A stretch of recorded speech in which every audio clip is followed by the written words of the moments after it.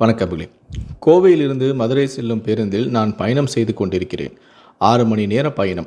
ஜன்னலோரமாக அமர்ந்திருக்கும் எனக்குள் என் கடந்த கால நினைவுகள் வலம் வரத் தொடங்கியது. என் பெயர் லோகு. அப்பா, அம்மா, 2 தங்கைகளுடன் கூடியது என் குடும்பம்.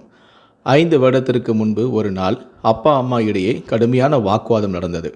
அம்மா சொன்னார், 22 வருஷமாச்சு குலதெய்வத்தை கும்பிட்டு, அதனாலேயே என்னவோ குடும்பம் கஷ்டம் இன்னும் தீரலை, கடன் தொல்லையும் தாங்கலை. லோகுவும் இன்னும் ஒரு மாசத்துல சிங்கப்பூர் போக போகிறான்.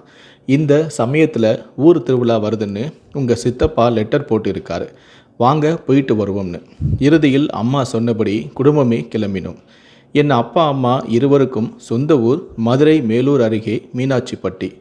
இரவு கிளம்புனா காலையில் வந்துட்டோம். செம்மண் சாலை, இருபுறமும் அடர்ந்த முட்புதர்கள், கண்பட்ட இடமெல்லாம் பனைமரங்கள், கருங்கல் பாறைகள். 2 கிலோமீட்டர் தூரம் மாட்டு வண்டி பயணம். எனக்கு எல்லாமே இது புது அனுபவம். சாம்பல் நிற வயல்வெளிகள். ஊருக்குள் வந்ததுமே எங்களை காண பெரும் கூட்டம் கூடியது. அவ்வளவும் உறவுகளாம். வயது முதிர்ந்த பாட்டி என் கையை பிடித்து, ஆத்தடியாத்தா, அப்படியே அவங்க தாத்தா மாதிரியே இருக்கான் பாருங்களேன் என்றாள். இத்தனை அன்பும் இந்த மண்ணிற்கு மட்டுமே உரிதானது என்பதை நான் புரிந்து கொண்டேன். மறுநாள் முகூர்த்த கால் ஊன்றி திருவிழாவும் தொடங்கியது. 15 நாள் திருவிழா.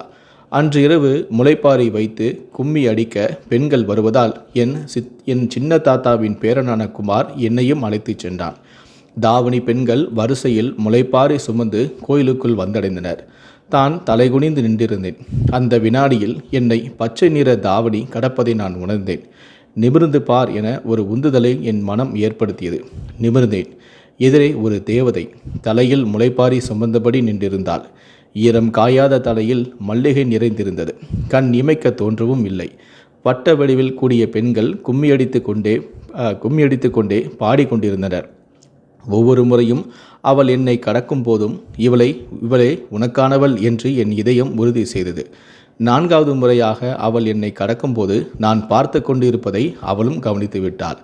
அடுத்தடுத்த சுற்றுகளில் அவளும் என்னையே பார்த்தபடி இருந்தாள். இருவருக்குள்ளும் பார்வைகளில் ஏதோ ஒருவித பரிமாற்றம் நடந்து கொண்டே இருந்தது.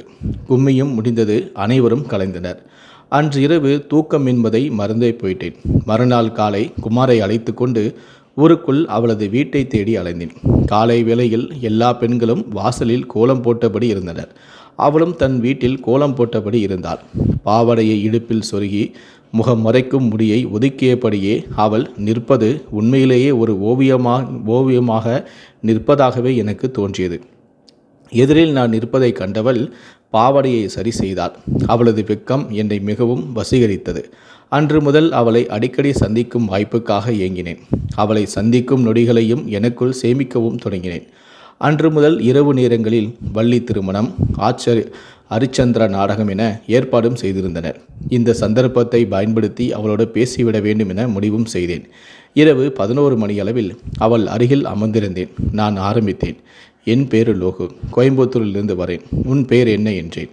என் கேள்வியை எதிர்பாராதவள் எழுந்து ஓடிவிட்டாள். எனக்கு எதுவுமே புரியாமல் திகைத்தபடி நின்றேன். குமாரிடம் கேட்டேன். அதற்கு அவனோ, அண்ணே, திருவிழா காலத்தில் நம்மளை பொண்ணுங்க பார்க்குறதெல்லாம் சகஜம், அதை வச்சு காதலை நினைக்கிறது தப்புன்னு என்றான்.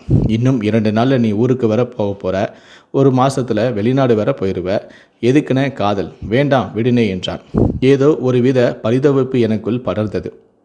மறுநாள் பெண்கள் தனது முறை மாப்பிள்ளைகள் மீது மஞ்சள் தண்ணீர் ஊற்றி விளையாடி கொண்டும் இருந்தனர். நான் வருத்தத்துடன் நடந்து வந்து கொண்டிருந்த போது என் மீது மஞ்சள் தண்ணீர் வெள்ளமாய் பாய்ந்தது. திடுகிட்டு திரும்புகையில் என்னவள் ஓடிக்கொண்டிருந்தாள். என்னில் படர்ந்தது ஈரம் மட்டுமல்ல, மகிழ்ச்சியும் தான். நான் அவளை தேடி ஓடினேன். 2 வீடுகளுக்கு இடையே சின்ன சந்தில் மறைந்திருந்தாள். நான் தேடுவதை அறிந்து தனது கொலுசுகளை அசைத்தாள். என்னை அழைப்பதை நான் உணர்ந்தேன்.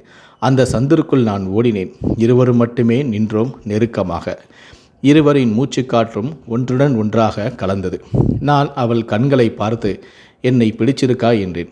அவள் தலைகுனிந்து தன் தலையை அசைத்து ஆம் என்பதாய் அசைத்தாள். மேற்கொண்டு அவள் பேசுவாளா என்று நான் எதிர்பார்த்தேன். என் பெயர் மீனாட்சி, மீனானு கூப்பிடுவாங்க என்றாள். அவள் மௌனமானாள். இப்படியே வாழ்ந்துவிட ஆசையாக இருந்தது எனக்கு. நான் அவளிடம், மீனா, நீ இல்லாமல் இனி எனக்கு வாழ்க்கையே இல்லை. என் வீட்டில் ரொம்ப பண கஷ்டம்.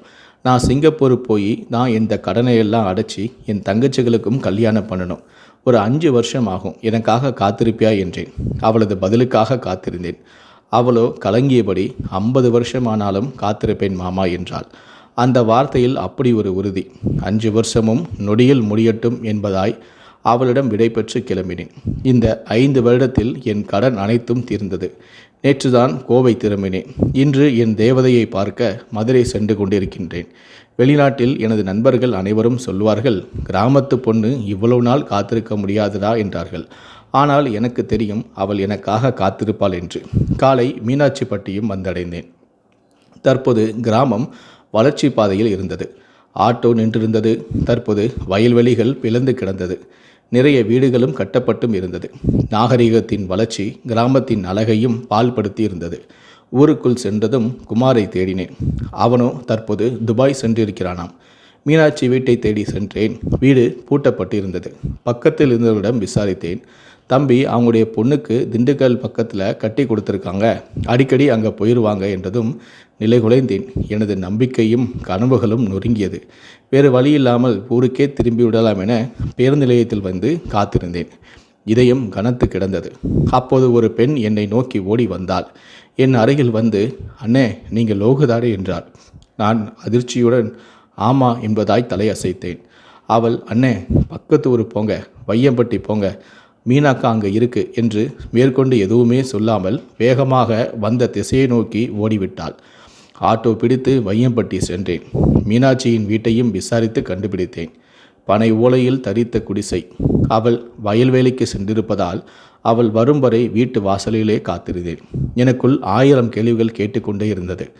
மாலை 4 மணிக்கு கசங்கிய நூல் சேலை, சறுக்கென தலைமுடிகள், கைகளில் ரப்பர் வளையலுடன் வந்து நின்றாள். என் மீனாட்சியா இது? இப்போது நான் கவனித்தேன். அவள் கழுத்தில் மஞ்சள் கயிறு இருப்பதையும் எனக்குள் கிடந்த அத்தனை நம்பிக்கையும் சிதறியது. கண்களில் நீர் தேங்கியது. என்னை பார்த்து திகைத்து நின்றவள் அடுத்த வினாடிகளிலேயே மாமா என்று கதறியபடி ஓடி வந்து என்னை இறுக்கமாக கட்டி அணைத்தாள். நடப்பது எதுவுமே எனக்கு புரியவில்லை. அவள் அழுதபடியே பேசினாள்.